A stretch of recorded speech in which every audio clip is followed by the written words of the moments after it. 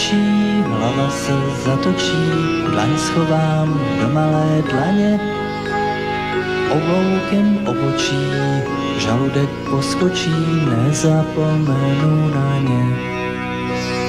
Zároveň škoda věrnému dodá pochybnost krysích zouků, to touha hlodá, jak na mlýn voda, jakou má riskovat hloubku.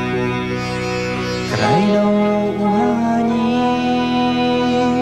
náhodné setkání, tvé tělo mé sny hostí, dozraje líbání, křehká jsou vyznání, doteky osobností.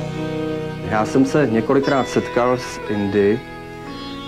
Bavili jsme se právě o tom sitáru, já jsem z nich tahal rozumy a oni tady měli problémy se stravováním, oni se neměli kde najíst. Chodili jsme s nima po Praze, ukazovali jsme jim Prahu a oni byli strašně nešťastní, protože ta jídla, která u nás jsou běžná, tak pro ně byla naprosto nepřijatelná a říkali nám, že tady ten styl stravování, že je to plýtvání velké. My jsme se tomu tehdy podivovali, protože jsme se domnívali, že žijeme skromně a že jako u vás knedlíky, že to je vlastně levný jídlo, jednoduchý a oni říkali, že kdyby se takhle jedlo v Indii, takže ta Indie už dávno přestává existovat, protože když se veme, co všechno je kolem, ta výroba, co všechno to obnáší.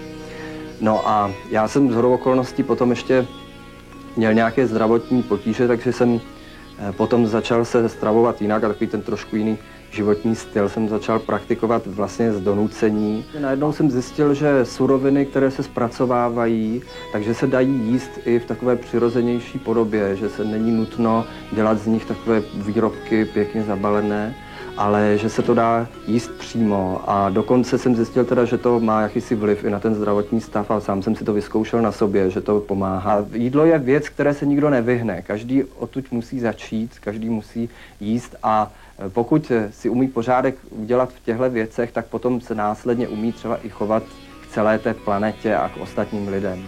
Moudrost spí na hrášku, za malou narážku, malá dlaň hlavinu spustí.